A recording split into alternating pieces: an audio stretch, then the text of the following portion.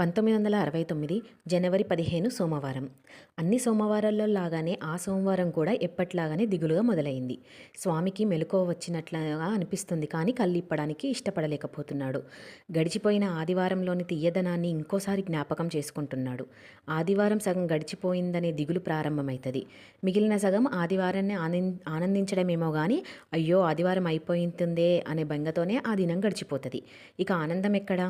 దేవుడు వారానికి 2 ఆదివారాలు ఎందుకు పెట్టలేదో అనుకుంటున్నాడు స్వామి.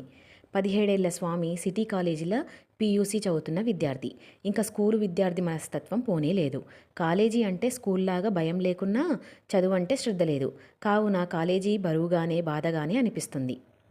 అటెండెన్సులు పట్టింపులు లేకపోవడం, క్లాసులకి ఎప్పుడంటే అప్పుడు వెళ్ళడం, నచ్చకపోతే ఇవతలికి వచ్చే అవకాశం ఉన్నందున స్కూల్ అంత బరువుగా కాలేజీ లేదు. ఇష్టం లేకపోతే క్లాసులకు హాజరు కాకుండా చెట్ల కింద కూర్చొని దోస్తులతో గప్పాలు కొట్టొచ్చు.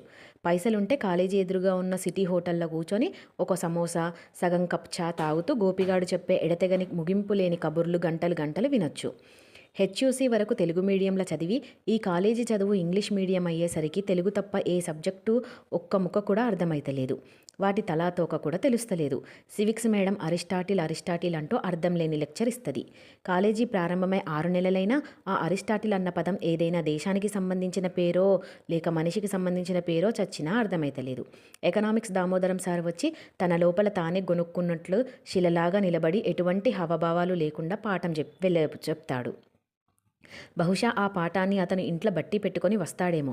కామర్స్ గ్రూపు, ఆర్ట్స్ గ్రూపు రెండూ కలిసి కామన్ క్లాసు. సుమారు 200 మంది విద్యార్థులు. ఆ క్లాస్ రూమ్ ఒక పెద్ద గ్యాలరీ లాగా కింద నుండి పైకి ఎత్తుగా ఉంటుంది. స్వామి 4వ వరుసలో కూర్చున్నా ఆయనకి పాఠం వినపడదు. విన్నా ఆ ఇంగ్లీష్ అర్థం కాదు. ఇక వెనక బెంచీల వారి సంగతి దేవుడికే తెలుసు. ఆయనెప్పుడూ షుగర్ ఇండస్ట్రీ అనే పదం ఉదాహరణగా ఇస్తూ ఉంటాడు. అందుకే విద్యార్థులు ఆయనకు షుగర్ ఇండస్ట్రీ అనే నిక్నేమ్ తగిలించేశారు. పాఠాలు మొదలై 6 నెలలు గడిచిన సివిక్స్లో man is a social animal, ఎకనామిక్స్లో man is a bundle of desires అన్న కొటేషన్లు మాత్రం మనసుకు ఎక్కినాయి. మళ్ళీ అండ్ల మ్యాన్ను ఎనిమల్ అని ఎందుకు అంటున్నారో స్వామి తనను తాను ప్రశ్నించుకుంటే జవాబు దొరకక మనసంతా చీకటిగా మారిపోతుంది. లెక్చరర్లలో ఏదైనా సందేహం అడుగుదామా అంటే భయంతోనూ సిగ్గుతోనూ నోట్ల నుండి ఒక ఇంగ్లీష్ ముక్క బయటికి రాదు. చీకట్ల గోడలు పట్టుకొని నడిచేవాడిలాగా అతడి జీవితంలో కాలేజీ చదువు ప్రారంభమైంది. సంవత్సరం పరీక్షలకు ఇంకా టైం ఉంది కావున అప్పటి వరకు అన్ని సబ్జెక్టులను అర్థం కాకున్నా బట్టి పట్టి గండం గట్టెక్కవచ్చన్న భరోసాతోటి కాలేజీకి రోజుల్ని నిష్క్రయాపరంగా నిరాసక్తంగా గడుపుతున్నాడు. అట్లాంటి అతడికి సోమవారపు ఉదయం అయిష్టంగా మొదలవక ఎట్లా మొదలవుతుంది? బాపు చదివే నిత్యానుసంధానంలోని పెరుమాండ్లు రత్నాలు అనే ద్రవిడ భాషా శ్లోకాలతో స్వామికి నిద్రలేవక తప్పింది కాదు. ఆయన శ్లోకాలకు పోటీగా పక్కన జోషి వాళ్ళ ఇంట్లో నుండి రేడియో వివిధ్ భారతీయ మహమ్మద్ రఫీ ఏక్ హసీనా సినిమాల జాయ్ ముఖర్జీ కోసం పాడుతున్నాడు. స్వామి ఇంట్లో రేడియో లేదు. పాటలన్నీ పక్కింట్ల నుండి వాళ్ళ ఇంట్లోకి ప్రవహిస్తుంటాయి. జోషీలు కాశీ నుండి వచ్చిన బ్రాహ్మణ పండితులు. అబిడ్స్లా హనుమాన్ దేవల్ పూజారులు. వారు హిందీ పాటలు తప్ప తెలుగు పాటలు చచ్చినా పెట్టరు. అదొక నిరాశ, ఇదొక ఓదార్పు. స్వామి వాళ్ళ బాపు ప్రైమరీ స్కూల్లో 2nd గ్రేడ్ లెక్కల టీచర్. ఆయనకు రేడియో అంటే అక్షరాల ఒక విలాస సాధనమే. మొన్న పాత సైకిల్ ఒకటి అప్పు చేసి కొనుక్కున్నాడు. ఆ సైకిల్ ఇంట్లోకి వచ్చిన శుభ సందర్భంలో వాళ్ళ అమ్మ దానికి పూలదండ వేసి కొబ్బరికాయ కొట్టి తమ గల్లీలందరికీ జిలేబీలు పంచిపెట్టింది. స్వామి బాపు సొంత ఊరు వరంగల్ జిల్లా మడికొండ గ్రామం. ఆయన ఉద్యోగరీత్యా స్వామి పుట్టక ముందే హైదరాబాద్కు వచ్చి స్థిరపడినాడు. ఆయన ఉర్దూ మిడిల్ ట్రైన్డ్ టీచర్గా నైజాం రాజ్యం బీదర్లో ఉద్యోగం ప్రారంభించాడు. ఆ ప్రాంతంలల్లో ఉండే అనేక కుగ్రామాలల్లో సింగిల్ స్కూల్ టీచర్గా పనిచేసిన పైరవితో హైదరాబాద్కు బదిలీ చేయించుకొని పాత నగరంలో స్థిరపడినాడు. ఆయన పనిచేస్తున్న స్కూల్ కూడా పాతనగరంలోనే ఉంది. అయినా ఆయనకు మడికండతోటి పురిటిబొడ్డు సంబంధం ఇంకా తెగిపోలేదు. తల్లి చెల్లిళ్లతో సహా బంధువులందరూ అక్కడే ఉన్నారు. ఆయనకు మడికొండ అంటే మహాప్రేమ. ఒకవేళ తాను చనిపోతే తనను మడికొండ తీసుకుపోయి ఆ గడ్డ మీదే అంత్యక్రియలు జరపాలని భార్యతోటి చెప్పేటోడు. ఆయనకు ఎడమ పక్కన డొక్కల ఒక కంతి ఉంది. అది ప్రతి సంవత్సరం పెరుగుతూనే ఉంది. దాన్ని ఆపరేషన్ చేసి తీసే వీలు లేదని ఉస్మానియా దవాఖాన్ల డాక్టర్లు నిర్ధారించారు. ఆయనను నిరంతరం మృత్యుభయం వెంటాడుతూనే ఉంటుంది. నెత్తిమీద కత్తి వేలాడుతున్నట్లు భయంగానే మృత్యుఛాయలల్లా బతికిటోడు. పరమ సాత్వికుడు, మృదు స్వభావి. ఆద్మీ మౌత్కో సామ్నే రఖ్లేకే జీనా అని అందరితో అంటుండేటోడు. మృత్యువును ముందుంచుకొని బతికితే జీవితంలా విర్రవీగమని, అందరితో స్నేహంగా మంచిగా ఉంటామని ఆయన ఉద్దేశం. వాళ్ళ బాపు చెప్పిన ఇంకో సామెత కూడా పదే పదే పిల్లలకు చెప్పేటోడు. తిన్నా మళ్ళీ తినేటట్లు ఉండాలంట. కొట్లాట పెట్టుకున్నా మళ్ళీ కొట్లాట పెట్టుకునేటట్లు ఉండాలంట. నిజమే, పెద్దల మాటలు చద్దిమూటలు. వాళ్ళు చెప్పిన సామెతలు జీవితపు సారాన్ని విప్పి చెప్పే పరమసత్యాలు. కడుపు నిండా తినే బదులు మితంగా తినడమే ఆరోగ్యకరం. మళ్ళీ కొట్లాట పెట్టుకునే వీలు ఉండడం అంటే సంబంధాలు తెగగొట్టుకోకుండా ఉండడం అన్నమాట. ఆయన ఏ విషయం చెబుతున్నా వివరంగా, ఓపికగా, చిన్నపిల్లలకు పాఠం చెబుతున్నట్టుగానే చెప్పేటోడు. అది వృత్తిపరంగా వచ్చిన తత్వమేమో. మడికొండ కాజీపేట రైల్వే స్టేషన్ నుండి హైదరాబాదుకు వెళ్లే రహదారిపై 3 కిలోమీటర్ల తర్వాత ఉంటుంది. కాకతీయుల కాలంలో దీన్ని మణిగిరి అని పిలిచేటోళ్ళు. ఈ గ్రామం సరస్వతి నిలయం, సాహిత్యానికి పుట్టినిల్లు. అభినవ పోతన వానమామలై వరదాచార్యులు, గంగిరెద్దు కావ్యకర్త పల్లా దుర్గయ్య, రసబ్రహ్మ అనుమల కృష్ణమూర్తి, ప్రముఖ జానపద పరిశోధకులు బిరుదురాజు రామరాజు, కవి షాద్ కాళోజీ రామేశ్వరరావు, ఓరుగల్లును పోరుగల్లుగా తీర్చిదిద్దిన ప్రజాకవి కాళోజీ నారాయణరావు మొదలగు వారు ఈ గ్రామానికి చెందిన ముద్దుబిడ్డలు. స్వామి బాపుకు మడికొండ పేరు వింటేనే ఒళ్ళు పులకరిస్తుంది. ఈ మడికొండకు దగ్గరలోనే పోతన స్వగ్రామం బమ్మెర కూడా ఉంది. తెలంగాణలో కొన్ని ప్రాంతాలల్లో తండ్రిని బాపు అని పిలుస్తారు. తండ్రి కూడా కొడుకును తిరిగి బాపు అని పిలుస్తాడు. 2 పదాలు ఒక్కటే. 2 హృదయాలకు ప్రేమ ఒక్కటే అయినట్లు 2 అర్థాలకు పదం ఒక్కటే. స్వామికి బాపు అన్న పదం ఇష్టం. ఎందుకంటే అది బాపూజీ అన్న పదానికి దగ్గరగా ఉన్నందుకు. బాపు చేతి గడియారం ఆగిపోయినట్టుంది. టైం తెలుసుకోవడానికున్న స్వామి బద్ధకంగా చాప మీద నుండి లేచి ఇంటి బయటకు వచ్చి ఎత్తైన జాజి రంగు అరుగులల్లా మీదకు ఎక్కి దూరంగా ఉన్న శాలిబండ మహారాజా కిషన్ ప్రసాద్ దేవిడి మీద గడియారాన్ని చూసినాడు. సమయం 8:10. ఆ గడియారం పాత నగరంలో ఉన్న చార్మినార్, ముర్గి చౌక్, క్లాక్ టవర్ల లాంటిది. నైజాం కాలంలో వీటిని ఇంగ్లాండు, ఫ్రెంచి దేశాల నుండి తెప్పించినారు. చేతి గడియారాలకు కూడా విలాసవంతమైన వస్తువులుగా పరిగణింపబడే ఆ రోజులలో పేద ప్రజలకు టైం చూసుకునేందుకు శాలిబండ మహారాజా కిషన్ ప్రసాద్ దేవిడి మీద గడియారమే గతి. విక్టోరియా మహారాణికి ఉన్నంత టీవీతో ఆ గడియారం గర్వంగా తలెత్తుకొని ఆకాశం వైపుకు చూస్తూ నిలబడేది. ఇటుక పొడి రంగు లాంటి ఉదారంగు మంజన్ను ఎడమ చేతిలా గుప్పెడంత గుమ్మరించుకొని కుడిచేయి చూపుడు వేలితో కసకస పసపస పండ్లు తోమి 2 వేళ్ళు కుతిక లోపలికి తీసేసి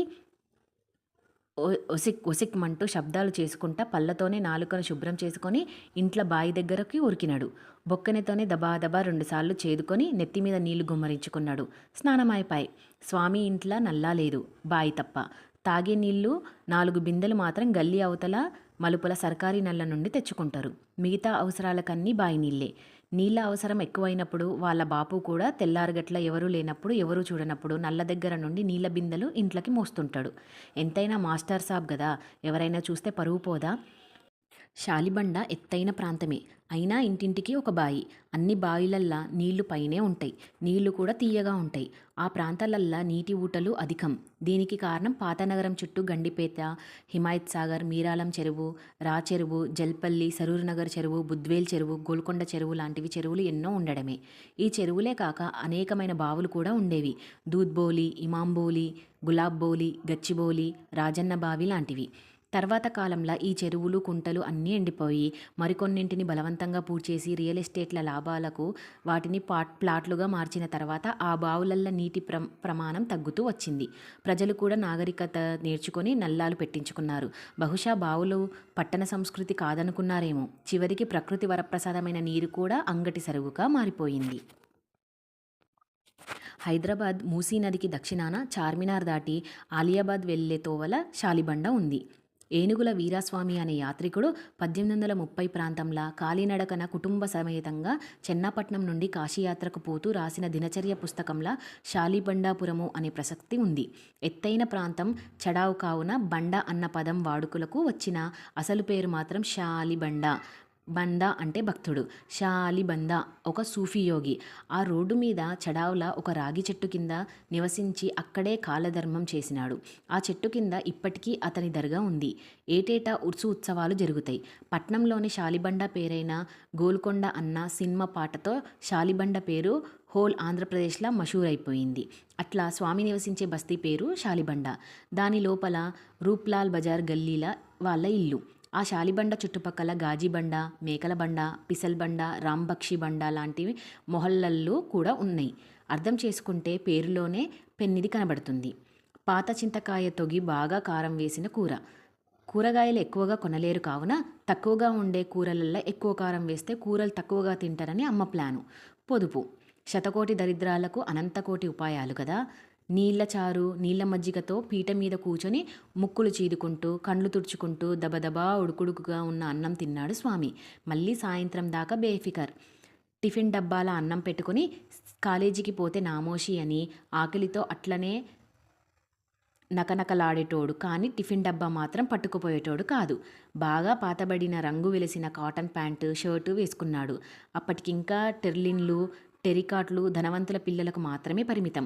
నామకే వాస్తే ఏదో 2 నోటుబుక్కులు, ఎక్కువగా చిరగకుండా కాస్త మంచిగా కనబడే టెక్స్ట్ బుక్లు ఒకటి ఉత్త చేతులతోనే పట్టుకొని తెగిపోయిన స్లిప్పర్లను మరోసారి పిన్నీసుతో కుట్టుకొని 11 నంబర్ బస్ ఎక్కి కాలేజీకి బయలుదేరినాడు.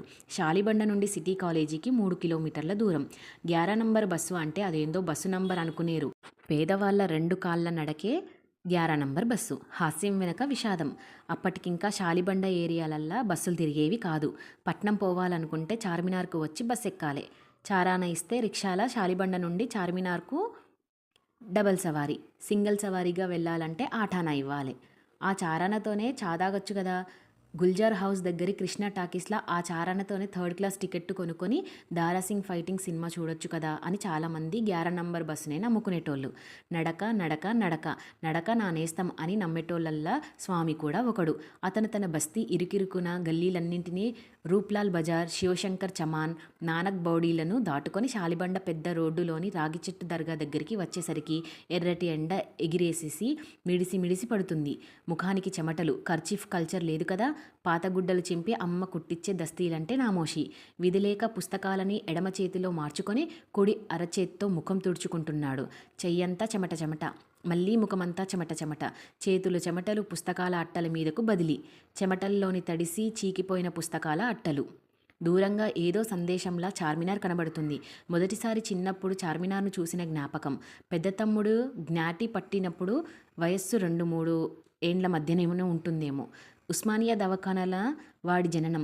అమ్మ కోసం స్వామి ఏడుస్తూ ఉంటే వాడిని కూడా దవాఖానకు తీసుకుపోయినారు. తొట్టెల్లో తమ్ముణ్ణి చూసిన జ్ఞాపకం. తమ్ముడు అంటూ అందరూ వాణ్ణి స్వామికి చూపించినారు. అమ్మ ఇంటికెప్పుడొస్తావే అని స్వామి ఏడుస్తూ ఉంటే వాణ్ణి మురిపించి బాపు రిక్షాల ఇంటికి వాపస్ తీసుకొస్తుంటే అగో అప్పుడు హఠాత్తుగా చార్మినార్ ఎదురుగా కనబడింది. ఆశ్చర్యంతో కళ్ళే విచ్చుకున్నాయో, చిన్ని నోరే తెరుచుకుంటుందో స్వామికేం తెలుసు. కానీ చార్మినార్ మాత్రం వాడి చిన్నారి హృదయంపై మొదటిసారిగా ముద్ర వేసింది. చార్మినార్ గడియారం, అండ్ల ముండ్లు వాడిని అమితంగా ఆకర్షించినాయి. అట్లా చార్మినార్ పహేలీ నజర్ పెహలా ప్యార్ అయిపోయింది. మనిషికి ముక్కెట్లా అందమిస్తుందో హైదరాబాద్కు చార్మినార్ అట్లా అందం ఇస్తుంది. గత్తర వ్యాధి అరికట్టమని అల్లాకు మొక్కుకొని అది తగ్గంగానే ఆ జ్ఞాపకార్థం చార్మినార్ను నిర్మించినారని ఒక కథ ప్రచారంలో ఉంది. హైదరాబాద్ నగర సుందర ముక్కుపుడకలలా తలుక్కున మెరిసే మేలిమి ముత్యమే చార్మినార్. హైదరాబాద్ కి షాన్ ఔర్ షౌరత్ చార్మినార్. నడక ఆశా టాకీస్ చౌరస్తా, సత్తాజీ మాంసం దుకాణం, కూరగాయల మార్కెట్, ఐస్ దుకాణం, అహ్మద్ కిరాణా దుకాణం, మొగల్పురా మౌలానా హోటల్. మొగల్పుర గోల్కొండ కిల్లా మీద దండెత్తుకొచ్చినటువంటి ఔరంగజేబు సైన్యాలు విడిది చేసిన పురమే మొగల్పుర. కోట స్వాధీనమైన తర్వాత తాత్కాలికంగా ఇక్కడుండే మొఘల్ పరిపాలకుల రాజ్య పరిపాలన చేసేవాళ్ళు. ఈ ప్రాంతంలోని కట్టడాలు, నిర్మాణాలన్నీ మొఘల్ శిల్ప శైలికి సంబంధించినవే. ఆ భవనాలన్నీ ఇప్పుడు షాదీఖానాలుగా మారిపోయినాయి.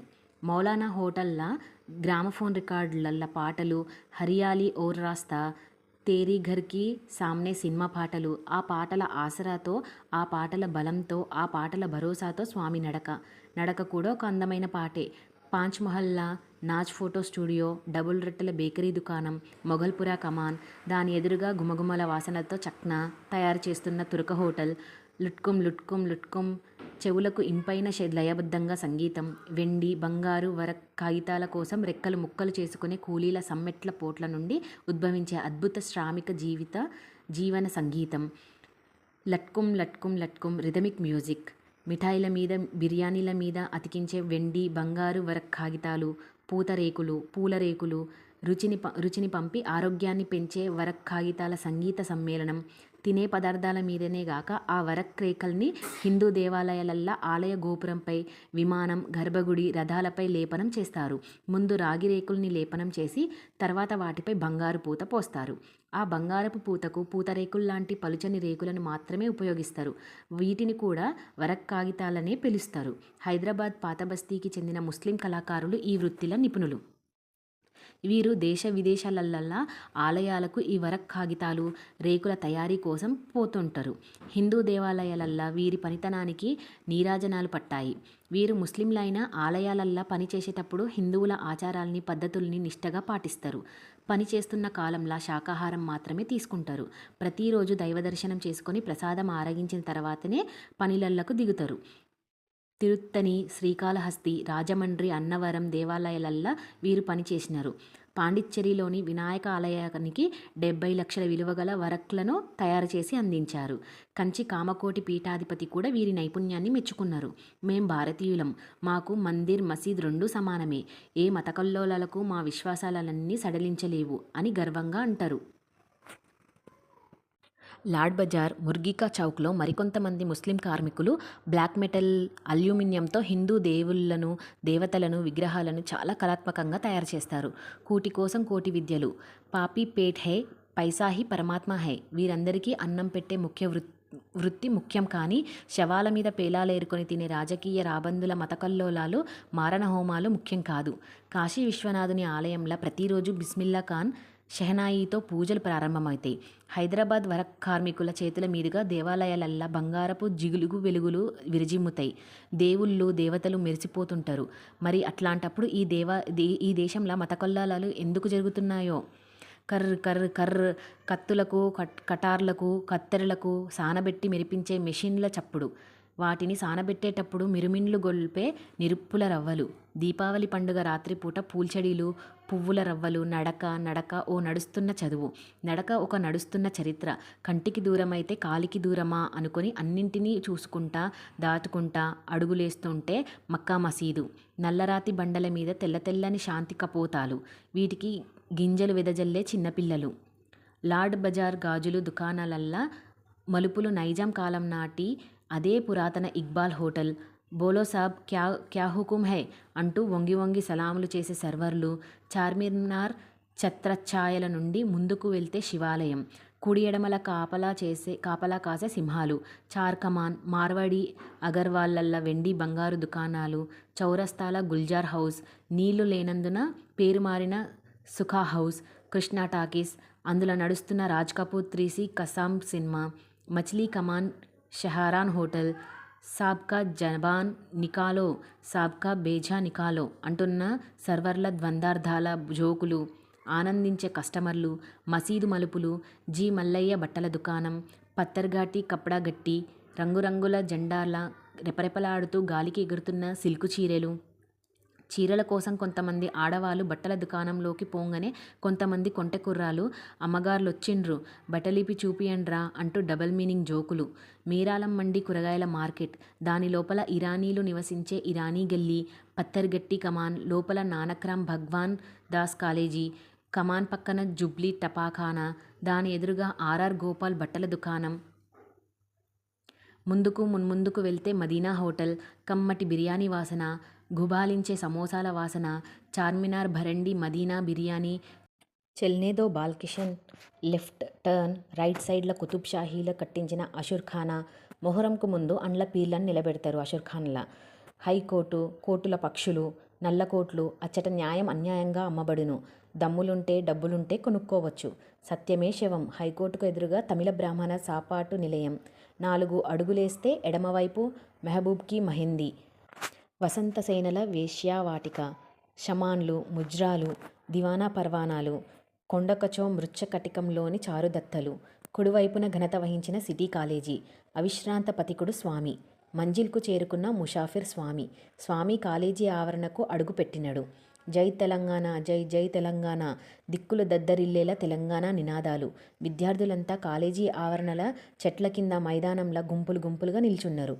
ఎవళ్ళు క్లాసులకు పోతలేరు. అక్కడి వాతావరణం ఏదో తెలియని ఉద్రిక్తత. అందరి ముఖాలల్లా ఆవేశం, ఆందోళన.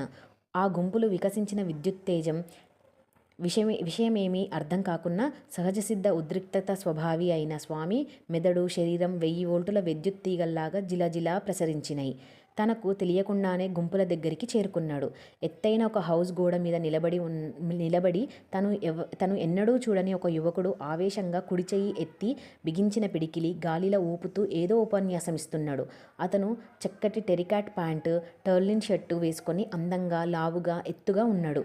అతని ఉపన్యాసంలో సంగతి ఏదో ఉంది అని అర్థం కాకున్నా కూడా ఆయన తరచుగా పదే పదే ప్రస్తావిస్తున్న తెలంగాణ, తెలంగాణ, ఆంధ్ర, ఆంధ్ర అన్న పదాలు మాత్రం స్వామి బుర్రకు ఎక్కుతున్నాయి. ఆయన ఎవరు?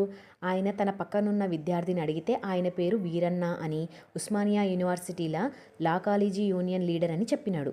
పీయూసీ చదివే స్వామికి ఆ లా కాలేజీ విద్యార్థి నాయకుడి పట్ల ఆరాధనా భావం కలిగింది. ఇంతలా ఆ ఉపన్యాసం ముగిసినట్టుంది.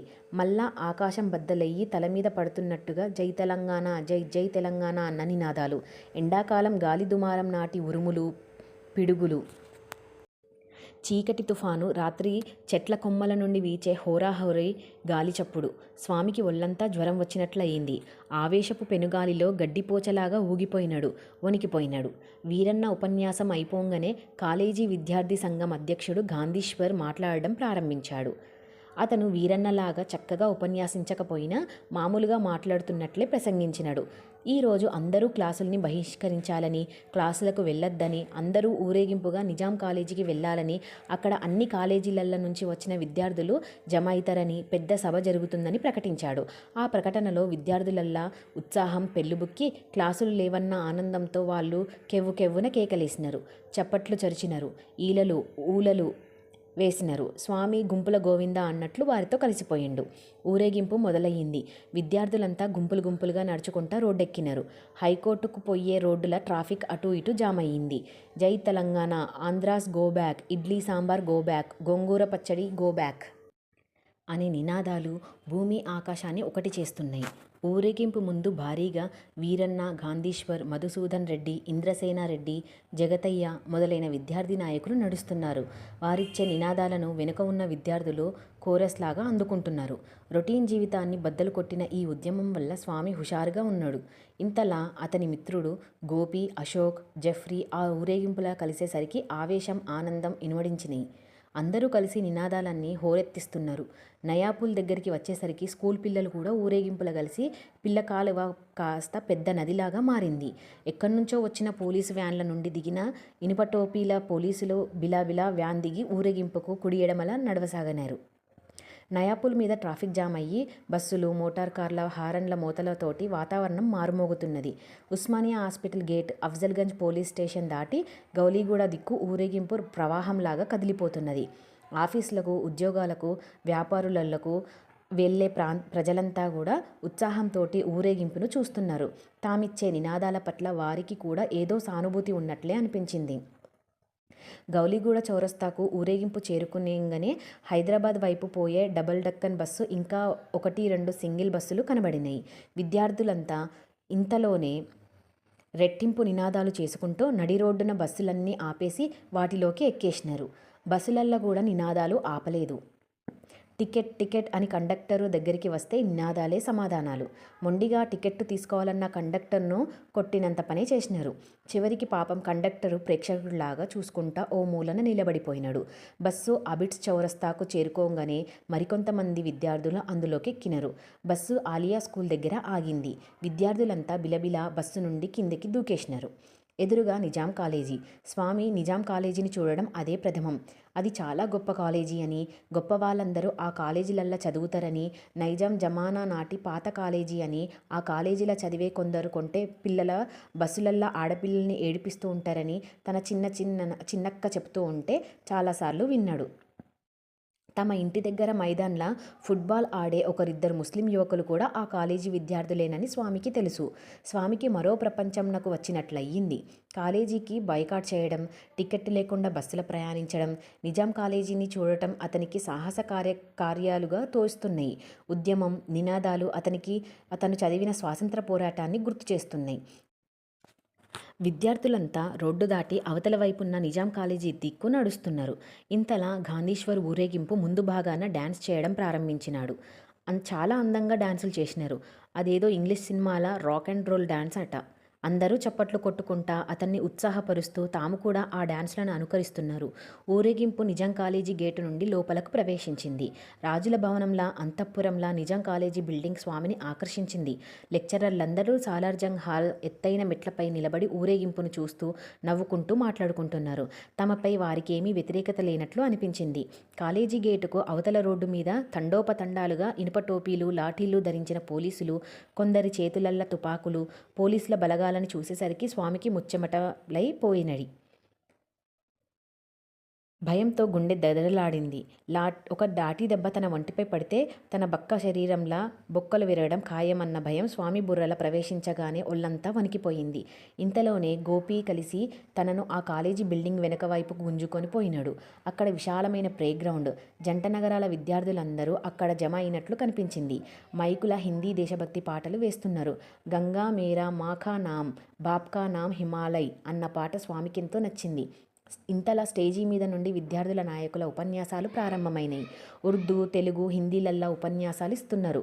గోపాల్ అనే నాయకుడు అందరికీ అర్థమయ్యేలా ఉర్దూలా, తెలుగులా అద్భుతంగా, ఆవేశంగా ఉపన్యాసాలిచ్చినాడు. సందర్భానుసారంగా అనేకసార్లు నవ్వించిండు. స్వామికి అతని ఉపన్యాసం చాలా నచ్చింది. ఉద్యోగాలన్నీ ఆంధ్ర వాళ్ళే చేస్తున్నారని, తెలంగాణలో ఉద్యోగాలన్నీ తెలంగాణ వాళ్ళకే ఇయ్యాలని స్వామికి అర్థమయ్యింది. వాళ్ళ ఇంట్లో ఎప్పుడూ ఇడ్లీలు, గోంగూర పచ్చడి తినరు కావున అవి తినే ఆంధ్రోళ్లకు తమకు పరాయి వాళ్ళని అర్థమైపోయినట్టయింది. ఏది ఏమైనా కాలేజీ ఎగ్గొట్టి ఫ్రీగా బస్సులల్ల తిరిగే ఈ ఉద్యమం మరికొన్ని రోజులు ఇట్లనే కొనసాగాలని స్వామి లోలోపల మనస్సుల దేవునికి మొక్కుకున్నాడు. ఇంతలా హఠాత్తుగా సభల కలకలం మొదలైంది. ఉపన్యాసాలు ఆగిపోయినాయి. విద్యార్థులంతా కట్టతగిన ప్రవాహంలా అక్కడి నుండి కాలేజీ గేటు వైపు దూసుకుపోతున్నారు. గోపి తన చెయ్యి పట్టుకొని అటువైపు గుంజుకుపోయినాడు. గేటుకు అవతల వైపు రోడ్డు మీద చిన్న టోపీ పోలీసులు, ఇవతల కాలేజీ ఆవరణల విద్యార్థుల గుంపులు. ఇతర కాలేజీల నుండి సమావేశానికి వచ్చే విద్యార్థులను పోలీసులు రోడ్డు మీదనే ఆపి లోపలికి రానిస్తలేరు. వారిని లాఠీలతో వెనకకి తరిమి కొడుతున్నారు. గేటును మూసేసినారు. పోలీస్ జులం, డౌన్ డౌన్ అంటూ విద్యార్థుల నినాదాలు చేస్తున్నారు. వారిని లోపలికి రానివ్వండి అని అరుస్తున్నారు. పోలీసులు ఆ కేకల్ని లెక్కజేస్తలేరు. కాలేజీ లోపల నుండి విద్యార్థులు పోలీసులపై రాళ్ల వర్షం కురిపించడం ప్రారంభించారు. స్వామి మనస్సుకు ఏదో కీడును శంకిస్తుంది. కానీ గుంపుల చిక్కుకుపోయినాడు. అటు నుండి పోలీసులు బాష్పవాయువులు ప్రయోగించినారు. ఆ టియర్ గ్యాస్ గోళాలు దూసుకొచ్చి తమ గుంపులపై పడసాగినాయి. తెల్లని పొగ, ఎవరూ కనబడటం లేదు. స్వామికి దగ్గు, కళ్ళ మంటలు, కళ్ళల్ల నీళ్లు రాసాగినాయి. భయం ముంచుకొచ్చింది. రాళ్ల వర్షం ఆగినందున పోలీసుల గేట్లు తీసుకొని కాలేజీ ఆవరణలోనికి దూసుకొచ్చినారు. చేతికి అందిన వారినల్లా గొడ్లను బాదినట్టు బాదుతున్నారు. ఏడుపులు, హాహాకారాలు, నినాదాలు. క్షణాలల్లా కాలేజీ ఆవరణంతా యుద్ధభూమిలాగా మారిపోయింది. కొంతమంది ధైర్యవంతులు దస్తీలతో ముఖాలు కప్పుకొని ఆ రాలిపడే టియర్ గ్యాస్ గోళాలను చేతులతోటి పట్టుకొని పక్కనే ఉన్న నీళ్ల తొట్లల్లో వేయసాగినారు. మరికొంతమంది వాటిని తిరిగి పోలీసులపైనే విసిరేస్తున్నారు. పోలీసు మూకలు గేటు తెరిచి కాలేజీ భవనం లోపలికి దూసుకొచ్చి లెక్చరర్లు, సిబ్బంది అని తేడా లేకుండా అందరినీ చితకబాదుతున్నారు. పెటీల్మని తలుపులు పగిలిపోతున్నాయి. కాళ్ళు, చేతులు విరిగిపోతున్నాయి. పెడబొబ్బలు, ఆర్తనాదాలు. అయినా జై తెలంగాణ నినాదాలు మిన్నంటుతూనే ఉన్నాయి. స్వామి ప్రవాహంలా కొట్టుకుపోతున్నాడు. ఎటువైపు పరుగెడుతున్నాడో తెలుస్తలేదు. పరిగెట్టుతూ ఉంటే హఠాత్తుగా ముళ్ళ కంచె అడ్డం వచ్చింది. దానికి తట్టుకొని విద్యార్థులంతా దబీమని కింద పడుతున్నారు. అక్కడ తొవ్వలేదు. వెనక నుండి వచ్చే వాళ్ళంతా తోసుకుంటూ వచ్చి వారి మీదనే పడుతున్నారు. అడుగున కింద పడిన వారికి లేచే ఛాన్స్ లేదు. వెనక నుండి లాఠీలతో యమదూతల్లాగా తరుముకొస్తున్నారు పోలీసులు. ముందు ముళ్ళకంచె, వెనక యమదూతలు. ఇంతలా గోపి ఆపద్బాంధవుడిలాగా ఎక్కడి నుంచో వచ్చినాడో కానీ వచ్చి తన చెయ్యి పట్టుకొని మరోవైపు పరిగెత్తినాడు. చెప్పులు ఎప్పుడో ఊడిపోయినాయి. పుస్తకాలు జారిపోయినాయి. బరికాళ్లతోనే పరుగులు. తుప్పల్లల్లా పరిగెడుతున్నారు. రాళ్ళు, రప్పలు, ముండ్లు పాదాలను గాయపరుస్తున్నాయి. భయంలో ఏ బాధ కూడా తెలుస్తలేదు. ఇంతలా ఒక పసుపు పచ్చ పిట్టగోడ అడ్డం వచ్చింది. అది కాలేజీ కాంపౌండ్ వాల్. గోపి ఒక్క గెంతుల ఆ గోడనెక్కి కూచున్నాడు. స్వామికి గోడలు ఎక్కడం, దుంకడం రానే రాదు. చిన్నప్పటి నుండి ఆటలకు ఆమడ దూరం. గోపిగాడే ఓ చెయ్యి అందించి గోడ మీదికి లాక్కున్నాడు. మోకాళ్ళు గోడలకు కొట్టుకుపోయి రక్తం కారుతున్నది. గోడనైతే ఎక్కిండు కానీ కిందకు దుంకాలంటే భయం. అవతలి వైపు లోతెక్కువ. తటపటాయిస్తున్న స్వామిని గోపి ఒక్కతోపు తోసిండు. దబీమని నేల మీద పడిపోయిండు. మళ్ళీ దెబ్బలు, నొప్పి, బాధ. గోపి కూడా దుంకి మళ్ళీ స్వామి చేయి పట్టుకొని పరుగో పరుగు. కానీ అక్కడ రోడ్డు మీద పోలీసులు లేరు. అది బషీర్బాగ్ నుండి పాత ఎమ్మెల్యే క్వార్టర్స్ హైదర్గూడకు వెళ్లే రోడ్డు. పరిగెత్తుకుంటేనే ఎమ్మెల్యే క్వార్టర్స్ చౌరస్తాకు చేరుకున్నారు. వాళ్ళతో పాటు చాలామంది విద్యార్థులు పరిగెత్తుకొచ్చి అక్కడే జమైనారు. చూస్తుండగానే కొద్దిసేపట్లనే అక్కడ పెద్ద గుంపు పోగయింది. మనుషులందరూ విడివిడిగా ఉంటే ఒకటి అంకెలే, కానీ వాళ్ళందరూ ఒకటైతేనే వ్యక్తులు శక్తులుగా మారుతారు. Mob psychology. అక్కడ పోలీసులు ఎవరూ లేరు. వారందరికీ బాధ, కోపం, దెబ్బలు తిన్న అవమానం, తెలంగాణ ఆశయం పట్ల ప్రేమ మళ్ళీ వాళ్ళల్లా అగ్నిని రాజుకునేలాగా చేసినాయి. జై తెలంగాణ, జై జై తెలంగాణ అన్న నినాదాలు ప్రారంభమైనాయి. ఇంతలా ఎదురుగా 1-2 బస్సులొచ్చినాయి. విద్యార్థులకు తమ ఆగ్రహం ఎవరి మీద చూపించాలనో తెలియక రోడ్డు మీది రాళ్లను ఏరుకొని బస్సు అద్దాలపై గురిచూసి విసరడం ప్రారంభించినారు. స్వామి, గోపి కూడా అందులో చేరిపోయినారు. బస్సు అద్దాలు భల్లు భల్లున బద్దలైపోతూ ఉంటే ఏదో తెలియని తృప్తి, ఆనందం, తీరుతున్న కసి. చౌరస్తాల అందరూ ఈ గడ్బడ్లకు భయపడి తత్తరబిత్తరగా తీన్తేరా నౌ అఠారాగా 4 మూలలకు పరిగెడుతున్నారు. దుకాణాలల్లా షటర్లన్నీ ధన్న మూసుకుంటున్నాయి. పక్కనే ఉన్న ఇరానీ హోటల్ యజమాని భయంతోటి షట్టర్ను మూసేసే ప్రయత్నంలో ఉండగానే స్వామి, గోపి మరికొందరు అండ్లకు చొచ్చుకుపోయినారు. నినాదాలు, చేతిలో రాళ్ళు. ఇరానీ హోటల్ అద్దాలన్నీ రాళ్ల దెబ్బలకు పగిలిపోతున్నాయి. స్వామికి భయం పోయి ఉత్సాహం ఇనుమడించింది. యజమాని కౌంటర్పై పెద్ద పెద్ద సీసం జాడీలు, అందులో బిస్కెట్లు, చాక్లెట్లు, కేకులు వగైరా. స్వామి దృష్టి వాటి మీదకు పోయింది. హఠాత్తుగా అటువైపు పరిగెత్తి ఆ సీసాలను రోడ్డు మీదకేసి విసరడం ప్రారంభించినారు. బల్లు బల్లుమనే చిత్ర విచిత్ర చప్పుళ్లతో రోడ్డు మీద పడి పగిలిపోయిన సీసాలు, బిస్కెట్లు, చాక్లెట్లు అన్నీ మట్టిపాలు. ఆ గడ్బడ్లతోని హోటల్లోని గిరాకీలందరూ బిల్లులు చెల్లించకుండానే సందట్లో సడేమియాలాగా పారిపోయినారు. ఇరానీ వాడి గోల. ఇంతలా పోలీసు వ్యాను సైరన్, పోలీసుల విజల్స్, పకడో పకడో, మారో అనే పోలీసుల కేకలు, మళ్ళీ టియర్ గ్యాస్, మళ్ళీ లాఠీచార్జీ. ఈసారి భయం లేదు, తెగింపు, చొరవ, కట్టలు తగిన దుస్సాహసం, కోల్పోయిన విచక్షణ.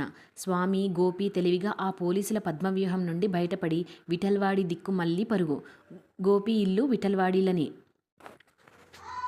ప్రతి పిల్లగాలి తెమ్మరకు చిగురాకు ఓలే చలించిపోయే హృదయం స్వామిది. ప్రతి చిన్న సంఘటనకు అసంకల్పిత ప్రతీకార చర్య ఓలే స్పందించే హృదయం స్వామికి ఎక్కడి నుండి వచ్చింది? బహుశా పాలు తాగే పసిడి ప్రాయంలోనే స్వామికి ఆ గుణం అమ్మఒడి నుంచే అబ్బిందేమో. అమ్మ పక్కల వెచ్చగా నిద్రపోతున్న స్వామి కళ్ళు తెరిచినడు. అమ్మ చీర కొంగు వాడి ముఖంపై పడి ఉక్కిరి బిక్కిరై కాళ్ళు చేతులు తసబిసా కొట్టుకున్నాడు. అమ్మయ్య, కొంగు తగిలింది, గాలి ఆడుతుంది, ఆపద తొలగిపోయిందని హాయిగా నవ్విండు. అమ్మ ముఖంలోకి చూసేసరికి అందమైన అమ్మ ముఖం, పచ్చని ముఖం, నుదుట ఎర్రని గుండ్రని కుంకుమ బొట్టు వాడి దృష్టిని ఆకర్షించింది. వాడి కళ్ళి నిండా ఎరుపుదనం నిండిపోయింది. మళ్ళీ చూపుల్ని మళ్లించాడు. ఈసారి కళ్ళల్లో ఆకుపచ్చదనం అలముకొని పరవశించిపోయినాడు. ఆకుపచ్చ రంగు అమ్మ చీర కొంగు చేతులతో పట్టుకొని కాసేపు ఆడుకున్నాడు. ఆకలైందేమో, అంతలోనే ఏడుపు. అంతవరకు చందమామ కథల పత్రిక చదువుకుంటున్న అమ్మ కొంచెం కదిలి వాడికి స్తన్యం అందించింది. ధార, తీయని ధార, పాలధార, ప్రాణధార, పంచదార. తృప్తిగా చప్పరిస్తూ పాలు తాగుతున్న స్వామి మళ్ళీ తలెత్తి అమ్మవైపు చూస్తే అమ్మ చేతిల రంగురంగుల బొమ్మల పత్రిక. ఎన్ని రంగులు! ఎరుపు, ఆకుపచ్చ, పసుపు పచ్చ, తెలుపు, నలుపు, అమ్మ ముఖం లాంటి పసుపు పచ్చ రంగు, చీర కొంగు లాంటి చిలకపచ్చ రంగు, నుదుట బొట్టు లాంటి ఎరుపు రంగు, రంగుల బొమ్మలు, రకరకాల మనుషుల బొమ్మలు, చెట్లు, ఆకులు, పువ్వులు, పక్షులు, జంతువుల బొమ్మలు, రంగురంగుల ఆకాశం, కొండలు, గుట్టలు, నదులు, సముద్రాలు, రంగులమయం. అంతా హరివిల్లుమయం. అమ్మకు సంబంధించిన రంగులు, పుస్తకంల రంగులు, అమ్మ సామీప్యపు వెచ్చదనం, పాలధారల తీయదనం, సంతోషం, ఆనందం, కేరింతలు. అట ఎవళ్లకు తెలియకుండానే, వాడికి కూడా తెలియకుండానే అక్షరాభ్యాసం జరిగిపోయింది. పాలతో పాటు పుస్తకం కూడా ఏకకాలంగా పరిచయం అయ్యింది. చాలా సహజంగా పుస్తకం లోపలి రంగులు, బొమ్మలు పరిచయమైనయి. పాలు తాగినంత సహజంగా పాలు, పుస్తకం, అమ్మ ఈ 3 ఒక్కటే అనుకున్నాడు ఆ బంగారు సమయంలో. కాలం స్తంభించినట్లు ఇల్లంతా ఏకాంత నిశ్శబ్దం. మధ్యాహ్న సమయం. ఇంట్లో ఎవరూ లేరు. అమ్మ, స్వామి తప్ప. కడుపు నిండా నిశ్శబ్ద సంగీతాన్ని ఆస్వాదిస్తున్నాడు. ఎక్కడ్నుంచో కోయిల కూతలు ఆగి లయబద్ధంగా ఆ ప్రశాంత వాతావరణంలా సుతారమైన ఏక్తారా నాదంలాగా ప్రతిరోజు ఇదే మాదిరి మధ్యాహ్న ఏకాంత నిశ్శబ్ద సమయాలల్లా స్వామి కోకిలమ్మ కూకూలని వింటూ రాగాల లోకాలల్లా అనుకోకుండానే అడుగుపెట్టిండు. అట్లా సంగీతం కూడా వాడికి సహజంగానే పరిచయమయ్యింది. అమ్మ పుస్తక ప్రపంచాన్ని పరిచయం చేస్తే బాపు పాటల లోకాలను, రాగాల ఆలాపనలను ఆవిష్కరించినాడు. పాట, పుస్తకం రెండూ వాడి స్వప్న ప్రపంచంలో సంతోష చంద్రశాలలుగా స్థిరపడినయి. ప్రతి రాత్రి బాపు తన ఎదమీద పండబెట్టుకొని కమ్మని పాటలు పాడేటోడు. చిన్ని కృష్ణ, వెన్న కృష్ణ, వెన్నెల కృష్ణ అంటూ రాగమాలపించి దూరతీరాలకు నిద్రలోకాలకు తీసుకుపోయేటోడు. పాటలు పాటలు ప్రవాహంలాగా పాటలు పాడుతూ పాడుతూ నిద్రపోయిందని, పాట ఆపంగానే ఇంకా నిద్రపోని స్వామి తలెత్తి బాపు ముఖంకు చూసేటోడు. పాట ఆపినవేంది అని ప్రశ్నించినట్టు. మళ్ళీ ఇంకో పాట. అట్లా వాడు పాటలల్లా తేలిపోతూ ప్రపంచపు పొలిమేరలు దాటి స్వప్నలోకాలకు చేరుకునేటోడు. అమ్మ అటువైపు తిరిగి పండుకొని చందమామ చదువుకుంటుంది. అమ్మ ముఖం చూద్దామనుకుంటే వీలు కాలేదు. పుస్తకం కనబడింది. కొత్త బొమ్మ, కొత్త రంగులు, చూపులు బాణాలై వాటి లోపలికి దూసుకుపోయినాయి. భయం కలిగించే బొమ్మ అయినా కుతూహలంతోనే వాని కళ్ళు ఆల్చిప్పల్లాగా విచ్చుకున్నాయి. ఎవరో నడుస్తున్నట్టు, మనిషి భుజం మీద మరో మనిషి నిద్రపోతున్నట్లు, పండుకొని వేలాడుతున్నట్లు. ఆ వేలాడే మనిషి వంటి మీద ఎటువంటి బట్టలు లేవు, ఒక చిన్న గోచి తప్ప. ఆ గోచి వాణ్ణి చాలా ఆకర్షించింది. వాడెందుకట్లా పడుకున్నాడో, ఆ నడుస్తున్న మనిషి వాడిని ఎందుకు అట్లా మోస్తూ ఎక్కడికి తీసుకుపోతున్నాడో వానికి అర్థం కాలేదు. అయినా ఆ బొమ్మ వాణ్ణి అమితంగా ఆకర్షించింది. ఇంకా కొంచెం పరిశీలించి చూసినాడు. అది రాత్రికి సంబంధించిన దృశ్యం. అంతా చీకటి చీకటిగా ఉంది. ఆ చక్కటి చీకట్ల బక్కచిక్కిన ఒక చెట్టు ఒంటరిగా, దిగులుగా భయం భయంగా నిలబడి ఉంది. ఆ చెట్టు తొర్రలల్లా, ఆ చెట్టు వెనకనున్న చీకటి ఆకాశంలా అక్కడక్కడా మనుషుల పుర్రెలు, నల్లటి చీకట్ల తెల్లగా మెరిసే పుర్రెలు, అండ్ల ఖాళీగా ఉన్న గుంటకళ్ళు, నవ్వుతున్నట్లు కనబడుతున్న కూర పండ్లు. ఆ నడుస్తున్న మనిషి చేతిలున్న పొడుగు కత్తి వానికి నచ్చింది. ఆ కత్తి తెల్లగా దగదలాడుతుంది. కానీ కొన సన్నగా మునదేలి పదునుగా మరిసిపోతున్నది. ఆ మెరుపుతో వాడికి చీకటి భయం తొలగిపోయింది. మనస్సు తేలికయ్యింది. కానీ అంతలోనే మళ్ళీ దిగులు వరించింది. కొంత నేల మీద నల్లగా మెలికలుగా ముసులుతున్న ఓ పొడవైన పాము. అది వంకర టింకరలుగా పాకుతుంది. దాని వ్యవహారం వానికేం నచ్చలేదు. దాని ముందు మనిషి కాలి ఎముక ఎవళ్ళ కోసమో నిరీక్షిస్తున్నట్లు పడి ఉంది. ఆ బొమ్మలల్లో ఉన్న విడివిడి భాగాలు వానికి నచ్చలేదు. కానీ ఆ బొమ్మకు సంబంధించిన మొత్తం దృశ్యం మాత్రం వాణ్ణి ఆకర్షించింది. అమ్మ చందమామ చదివే ప్రతిసారి వాడు ఆ బొమ్మల కోసం వెతికేటోడు. ఆ పేజీ కోసం మూగగా ఎదురుచూసేటోడు. ఆ బొమ్మ ఉన్న పేజీ రాగానే అండ్ల లీనమయ్యేటోడు. ఆ నడుస్తున్న మనిషి, వాడి చురుకు చూపులు, కోరమీసాలు, మొనతేలిన కత్తి అంచు, భుజం మీద వేలాడే మనిషి, వాడి చిన్న గోచి, చీకటి రాత్రి, భయం గొల్పే దెయ్యాల పుర్రెలు, మెలికలు తిరిగే నల్లని పాము, నిరీక్షించే కాలి ఎముక వాడి చిన్ని సృజనాత్మక ఊహా ప్రపంచంలో స్థిరంగా అట్లనే ఫోటో ప్రింట్ లాగా నిలిచిపోయినాయి. ఆ నడుస్తున్న మనిషి పట్టువదలని రాజు విక్రమాదిత్యుడని, అతని భుజం మీద వేలాడుతున్నది శవం లోపలి బేతాళుడని వాడికి తెలియదు కదా పాపం. తొందరగానే వాడు మరో ప్రపంచం గురించి తెలుసుకున్నాడు. అదే కథా ప్రపంచం. కథలు వాని ఊహా ప్రపంచాన్ని విస్తృతపరుస్తున్నాయి, ఉత్తేజపరుస్తున్నాయి. కథల కోసం అమ్మ బాపుల్ని సతాయిస్తున్నాడు. అన్నం తినమంటే కథ చెప్తేనే తింటానని కండిషన్లు. ఒక కథతోటి సరిపించుకునేటోడు కాదు. ముద్దకు కథ వినిపించాలని గొడవ. చివరికి కథ వినిపిస్తానంటేనే స్నానానికి హాజరు. మధ్యల సందేహాలు, సమాధానాలు. ఒక కథ నుండి మరో కథకు వెళ్ళిపోవడాలు. గొలుసు కథలు, కాశీ మజిలీ కథలు, బాలనాగమ్మ కథలు. వాడు కథల కాబూలీవాలాగా మారుతున్నాడు. పాపం అమ్మ బాపులు కథలు చెప్పే విషయంలో వానికి బాకీదారులైపోయినారు. ఏమాత్రం వీలు చిక్కినా వాడు వాళ్ళిద్దరిని కథల కోసం నక్షత్రకుడిలాగా వేధిస్తున్నాడు. జబర్దస్తిగా కథలు వసూలు చేసుకుంటున్నాడు. వాళ్ళు స్వంత పనులల్లా సీరియస్గా బిజీగా ఉంటే హఠాత్తుగా వెనక నుండి వచ్చి వీపు మీద వాలి మెడ చుట్టూ చేతులేసి ఒక కథ చెప్తావా అని బతిమలాడుతాడు, లేదా డిమాండ్ చేస్తాడు. వాని వ్యవహారం చూస్తుంటే తెలిసి చెప్పకపోయావో జాగ్రత్త అని బెదిరించే బేతాళుడే జ్ఞాపకం వస్తాడు. వాడు ద్విపాత్రాభినయం చేస్తున్నాడు. కథల కోసం బెదిరించే బేతాళుడు వాడే, పాటల కోసం పట్టువదలని విక్రమాదిత్యుడు వాడే. పిల్లలకు ఆస్తుల్ని ఇచ్చినా ఇవ్వకపోయినా పర్వాలేదు, కథలను పాటలను మాత్రం వారసత్వంగా ఇచ్చి తీరాల్సిందే. అప్పుడే తెల్లారింది. ఇంకా ఎండ కూడా రాలేదు. ప్రతిరోజు లేవంగానే నిద్ర కళ్ళతోటే ఇంటి ముంగిట్లకు పోయి అక్కడున్న చెట్టు కింద సిమెంట్ అరుగు మీద కూర్చుండి ఉదయాన్ని చల్లగాలులను ఆస్వాదించడం స్వామికి అలవాటు. ఆ రోజు కూడా చెట్టు కింద అరుగు మీద ధ్యానంలో ఉన్న లిటిల్ బుద్ధలాగా కూర్చున్నాడు. శ్రావణ మాసం, చల్లటి గాలులు ఆగకుండా వీస్తున్నాయి. తెల్లటి ఆకాశంలా నల్లటి మేఘాలు గుంపులు గుంపులుగా పోతున్నాయి. తెల్లటి ఆకాశాన్ని చూసి ఆనందిస్తున్న వాని కళ్ళు భూతల్లాగా కదిలిపోతున్న నల్లని మేఘాలను చూసినాడు. కదిలిపోతున్న ఆ మేఘాలు క్షణక్షణానికి తమ ఆకారాలను మార్చుకుంటున్నాయి. దీక్షగా చూస్తున్న వాని కండ్లకు ఆ మేఘాల రూపం మార్చుకుంటున్న కామరూప పిశాచల్లాగా దేవతల మీద యుద్ధానికి దండెత్తిపోతున్న దెయ్యాల గుంపుల్లాగా కనిపించసాగాయి. అట్లా వాడొక భ్రమానిత్వానికి భయానికి లోనయ్యాడు. మొత్తం ఆకాశమే కదులుతున్నట్లు, దాంట్లో ఉన్న మేఘాలన్నీ స్థానభ్రంశం చెంది చివరికి ఆ ఆకాశం నుండి ఊడిపోయి తల మీద పడబోతున్నట్లు ఊహించుకొని భయంతో ఇంట్లోకి పరిగెత్తిండు. ఆ కదిలే ఆకాశం, కూలే మేఘాల భయం వాణ్ణి తొందరగానే వదిలిపోయింది. మళ్ళీ కొద్ది రోజులకు రాత్రి అన్నాలు తిన్న తర్వాత బాపుతోటి అదే అరుగు మీద కూర్చొని ఆకాశం దిక్కు చూస్తే అది పాపం ఏదో పోగొట్టుకున్నట్లుగా కనిపించింది. అటువంటి ఆకాశం మీద వానికి అకస్మాత్తుగా జాలి, ప్రేమ, దయ ముంచుకొచ్చినాయి. ఇంకా పరీక్షించి ఆకాశాన్ని మళ్ళీ చూసిండు. అక్కడక్కడ మినుగుమంటున్న చుక్కలు. అబ్బో, ఎన్నెన్ని చుక్కలో! కొన్ని మసకమసకగా, మరికొన్ని ప్రకాశవంతంగా.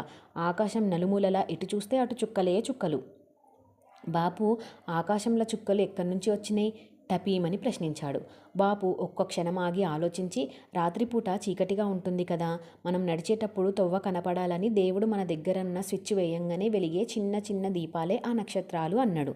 ఆ జవాబుతోని వానికి చాలా సంతోషం వేసి ఆ రోజు నుండి ఆకాశాన్ని మళ్ళీ ఎప్పట్లాగా ప్రేమించసాగాడు.